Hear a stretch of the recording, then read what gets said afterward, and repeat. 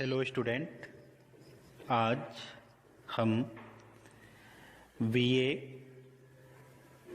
6 semester के समाजशास्त्र के पाठ्यक्रम में एम.एन. श्रीनिवास को पढ़ेंगे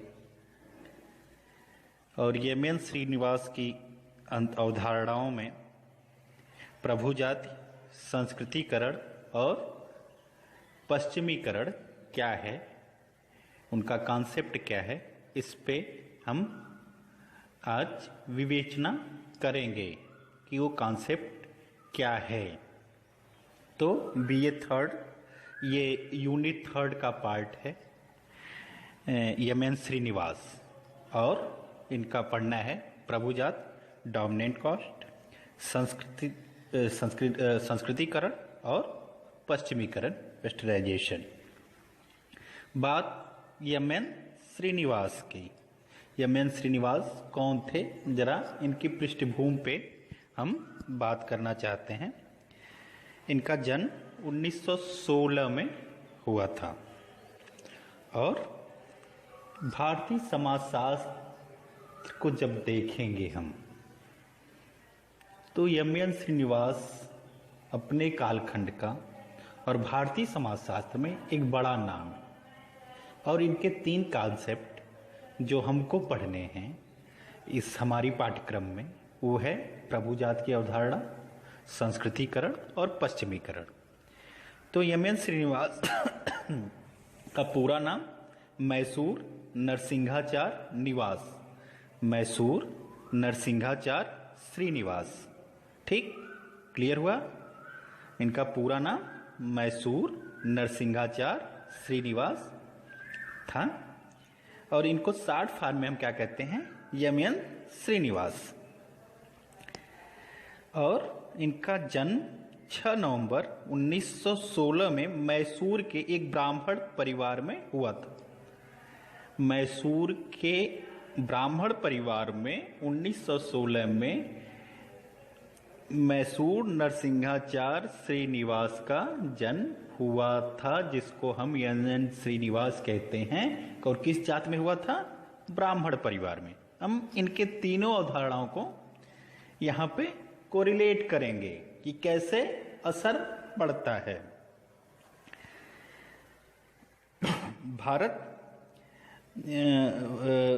इनका योगदान, जो समाजशास्त्र में योगदान था, ये कई विश्वविद्यालयों में, जैसे Delhi institute for social and economic change Bangalore, national institute of advance studies Bangalore, JRD. Tata institute में इन्होंने अध्यापन का कार्य किया।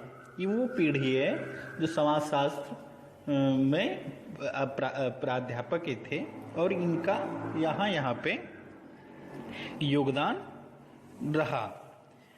और ऑक्सफोर्ड यूनिवर्सिटी में प्रोफेसर पद को इन्होंने ठुकरा दिया और दिल्ली विश्वविद्यालय के समाजशास्त्र में विभाग खोलने में इनकी बहुत बड़ा योगदान है।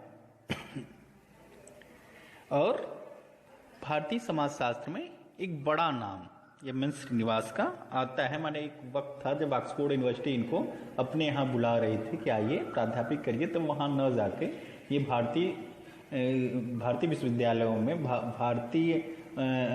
विश्वविद्यालयों में समाजशास्त्र की स्थापना कर रहे थे, विभागों की स्थापना पे जोर दे रहा था और विभिन्न संस्थानों में ये कार्य कर रहे थे।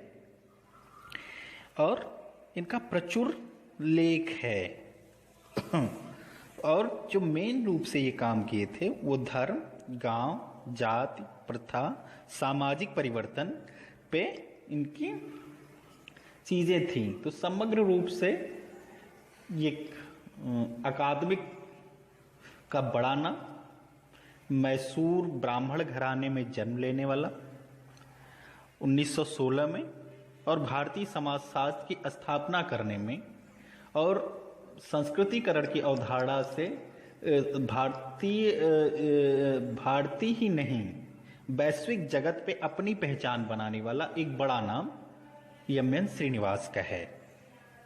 इतनी बात क्लियर हुई आपको कि कहाँ पृष्ठभूमि क्या थी, कैसे आए हैं और इनकी जो पुस्तकें हैं उसमें marriage and family in Mysore 1942 में आई, religion and society among the Coorgs of South India, ये मूल रूप से उनका शोध प्रबंध था।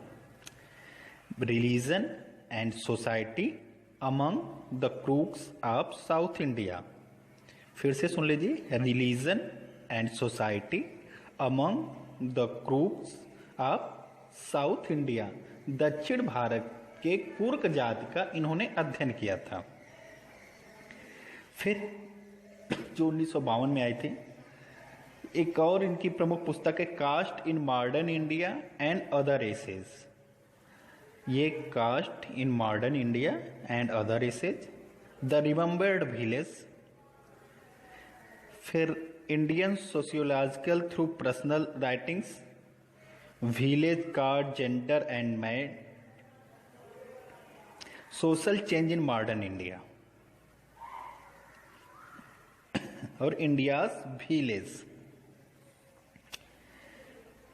और रिमेम्बर्ड विलेज, यादों में रचा गांव, भारत का सामाजिक संरचना, आधुनिक भारत में सामाजिक परिवर्तन, social change in modern India 1972 में आई। ये इनकी प्रमुख पुस्तकें थी जिसमें social change in modern India और religion and society among the Coorgs of South India, जो बहुत ही ख्याति प्राप्त इनकी पुस्तक थी। अब बात है कि ये इनकी पुस्तकें थी, अब नजरिया क्या था? श्रीनिवास का नजरिया जो था स्ट्रक्चरल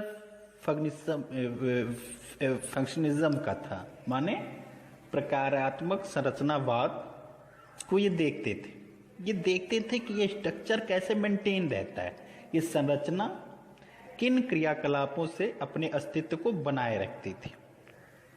इनके देखने का जो नजरिया था वो बुक व्यू नहीं था, वो टेक्स्ट व्यू नहीं था, वो क्या था? धूप में निकलो और उनको जानो, माने फील्ड व्यू पे था।